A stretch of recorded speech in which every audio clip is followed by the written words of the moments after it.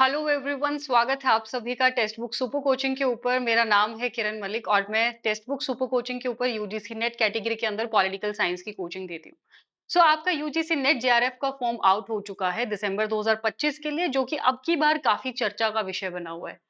कारण ये है कि इस फॉर्म के अंदर अब की बार कई सारे बड़े मेजर रिफॉर्म्स किए गए हैं। उसमें से एक आप लोगों ने बहुत सुना भी होगा, जिसके अंदर जेआरएफ, असिस्टेंट प्रोफेसर और पीएचडी का जो ऑप्शन रहता था फॉर्म के अंदर, उस पे अब की बार आपको इंडिविजुअली तीनों पे अलग अलग टिक करना है। तो एक पे लगाने से तीनों बॉक्सेस पे टिक नहीं हो रहा है, जो कि न्यूज़पेपर के अंदर तो अभी न्यूज भी आ चुकी है कि यस, कट ऑफ बहुत कम जाएगा। तो वो सत्यापित हो चुका है कि हाँ, ये रिफॉर्म किया गया है। दूसरा मेजर जो कंफ्यूजन का विषय और जो भ्रम का विषय स्टूडेंट्स के बीच में बना हुआ है, जिसको लेकर के बहुत सारे डाउट आ रहे हैं, वो है एनएफओबीसी, एनएफएससी और पीडब्ल्यूडी कैटेगरी के लिए जो फेलोशिप अरेंज की जाती थी, नेशनल फेलोशिप दी जाती थी, उसका ऑप्शन जो है वो फॉर्म के अंदर दिखाई नहीं दे रहा है। बहुत सारे यूट्यूब की वीडियोस के नीचे भी मुझे ये कमेंट मिले हैं, मेरे पास टेलीग्राम पे भी पर्सनली ये कमेंट्स आए हैं कि मैम ये फेलोशिप का फॉर्म नहीं आ रहा है। तो क्या अब की बार ये फॉर्म के अंदर ये ऑप्शन अब की बार नहीं आ रहा है, या फिर स्टूडेंट्स के मन में कुछ और भी सवाल है कि ये मेजर रिफॉर्म क्या अब की बार ही हुआ है, या पहले भी कभी ऐसा हुआ है कि ये ऑप्शन फॉर्म के अंदर दिया ही नहीं गया है? और या ऑप्शन ये अब की बार अगर फॉर्म में नहीं है, तो क्या ये तीनों फेलोशिप यूजीसी के द्वारा खत्म की जा रही हैं? और अगर नहीं खत्म की जा रही है, तो इसको अप्लाई करने का क्या प्रोसीजर है? किस तरीके से इस फेलोशिप को अवेल किया जाएगा? तो पहले तो मैं आपको बता देती हूँ कि यस, यू आर राइट कि ये जो एनएफओबीसी, एनएफएससी और पीडब्ल्यूडी कैटेगरी को इस फेलोशिप का जो ऑप्शन रहता था, वो अब की बार आपके यूजीसी नेट फॉर्म के अंदर नहीं दिया गया है। दूसरा जो बड़ा मेजर सवाल है वो है ये कि क्या ये रिफॉर्म पहले भी हुआ है? तो नहीं, या मतलब ये रिफॉर्म क्या अब की बार ही हुआ है? तो नहीं, अगर आप 2024 से पहले के देखोगे, फॉर्म देखोगे या स्टूडेंट से भी पूछोगे, तो शायद पिछले 3-4 सेशन को अगर छोड़ दिया जाए लार्जली, तो पहले ये ऑप्शन अलग से आपके फॉर्म के अंदर नहीं आता था। तो इसमें किस तरीके से स्टूडेंट्स को सिलेक्ट किया जाता था? अब जिन स्टूडेंट का इन रिस्पेक्टिव कैटेगरीज के अंदर जेआरएफ क्लियर होने से, उसकी कट ऑफ से कुछ परसेंट या कुछ नंबर मार्क्स जो है वो पीछे रह गए हैं, उन्हीं स्टूडेंट्स को सिलेक्ट किया जाता था। तो ये जो ऑप्शन है कि फॉर्म में जो आप बोल रहे हो कि मैम ये ऑप्शन अब की बार नहीं है, तो ये ऑप्शन दिया गया था पिछले 3 या 4 सेशन के अंदर, मतलब मोटा मोटा 2 साल तक ये ऑप्शन दिया गया था। तो यूजीसी नेट के द्वारा दोबारा वही पुराने वाले स्टाइल पे शिफ्ट कर दिया गया है कि वो फॉर्म के अंदर आपसे अलग से ऑप्शन नहीं दिया जाएगा। इसके अलावा एक एनएफएसटी फेलोशिप होती थी, जो कि आपकी जिसके फॉर्म अलग से निकलते थे, जिसके फॉर्म जनवरी के अंदर आपके निकाले जाते थे। बाकी बचे 2 सवाल कि क्या ये जो है वो फेलोशिप खत्म हो गई अब की बार, अगर ऑप्शन नहीं दिया गया फॉर्म में, तो क्या ये फेलोशिप खत्म हो गई? और नहीं खत्म हुई है, तो आपको किस तरीके से इसको जो है वो अवेल करना है? तो मैं आपको सारे सवालों के जवाब विद प्रूफ देती हूँ। अ, जी। आप अगर ये देखते हैं, जो आपका यूजीसी नेट का फॉर्म आउट हुआ था, ये जो नोटिफिकेशन है, इसमें आप अगर इस वेबसाइट के ऊपर क्लिक करेंगे, तो आपको ये वेबसाइट जो है वो विजिबल हो जाएगी, जिसमें आप ये कैंडिडेट एक्टिविटी देख रहे हो, रजिस्ट्रेशन फॉर यूजीसी नेट दिसंबर 2025।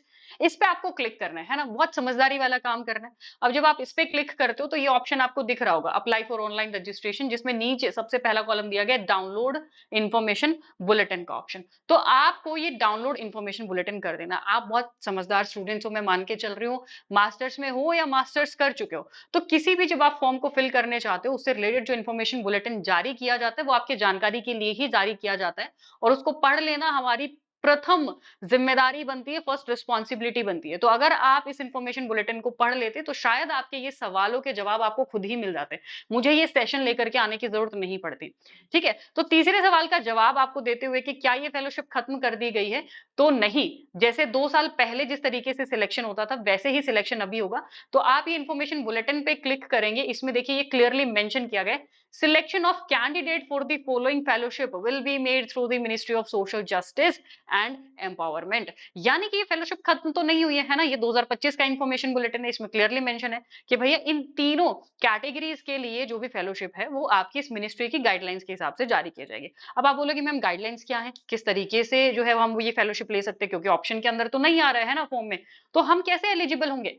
आप देखिए, अब हम कौन सी मिनिस्ट्री बोला गया है, इसमें अगर इंफॉर्मेशन बुलेटिन में एक चीज और आप देखेंगे, ये नीचे पॉइंट 4 3.2 का पॉइंट 4 लिखा गया है कि national fellowship for these two categories shall be governed by the guidelines available on the official website of the concern ministry. यानी कि जो मिनिस्ट्री जो मंत्रालय जिम्मेदार है उसकी गाइडलाइंस के हिसाब से। अब चलते हैं हम इस मिनिस्ट्री की वेबसाइट के ऊपर। तो आप ये देखिए, ये है ministry of social justice and empowerment. ठीक है, सो ministry of social justice and empowerment, government of India, आपको क्लियरली दिख रहा होगा। ये क्या है? National fellowship for scheduled caste students. इसी में अगर आप नीचे जाएंगे तो ये गाइडलाइंस आपको नजर आ रही होंगी, जिसकी पब्लिशिंग डेट है 15 मई 2025, यानी कि अभी रिसेंटली कुछ महीने पहले इन गाइडलाइंस को जारी किया गया, रिफॉर्म करके, चेंज करके। और एंड पब्लिश डेट है 20 दिसंबर 2026। ठीक है, यानी कि 2026 दिसंबर तक ये लागू रहेंगी। अब ये गाइडलाइंस के अंदर एलिजिबिलिटी क्राइटेरिया क्या दिया गया, कैसे आप जो है वो अप्लाई कर सकते हो। सो आप ये इसकी एलिजिबिलिटी क्राइटेरिया को देखेंगे, ये देखिए। सो इसमें जो है वो आपका क्लियरली मेंशन है। सबसे पहले तो जो ये एनएफएससी, ओबीसी या पीडब्ल्यूडी कैटेगरी की जो फेलोशिप रहती है, इसको अवेल करने के लिए आपको किसी भी इंस्टीट्यूशन में अंदर, किसी भी यूनिवर्सिटी के अंदर आपको पीएचडी या एमफिल के अंदर एनरोल होना पड़ेगा। तो ये फेलोशिप्स टोटल इनकी सीट निकाली जाती है, एनएफएससी की टोटल सीट्स होती है 2000, 500 जो कि साइंस स्ट्रीम के लिए रहती हैं, और जो 1500 यानी कि 1500 सीट्स रहती हैं, वो रहती हैं आर्ट्स एंड ह्यूमैनिटीज वाले स्टूडेंट्स के लिए अलग से। तो प्रायोरिटी इस पे उनको दी जाती है जो स्टूडेंट्स ऑलरेडी पीएचडी के अंदर या एमफिल के अंदर एनरोल्ड है। अब आप जब यूजीसी नेट का फॉर्म फिल करते हो, आपसे एक ऑप्शन उसके अंदर पूछा जाता है, are you enrolled in PhD? अगर आप लिखते हो यस परसुइंग, तो आपसे किस ईयर में एनरोलमेंट हुआ है, किस यूनिवर्सिटी के अंदर हुआ है, कब हुआ है, आपसे वो ईयर भी पूछा जाएगा। तो वो ऑप्शन आपको इसीलिए दिया जाता है क्योंकि ये जो फेलोशिप्स होती हैं, ये तीनों ही फेलोशिप आपको, अगर आप पीएचडी के अंदर एनरोल्ड हो, तभी आपको ये फेलोशिप मिल सकती है।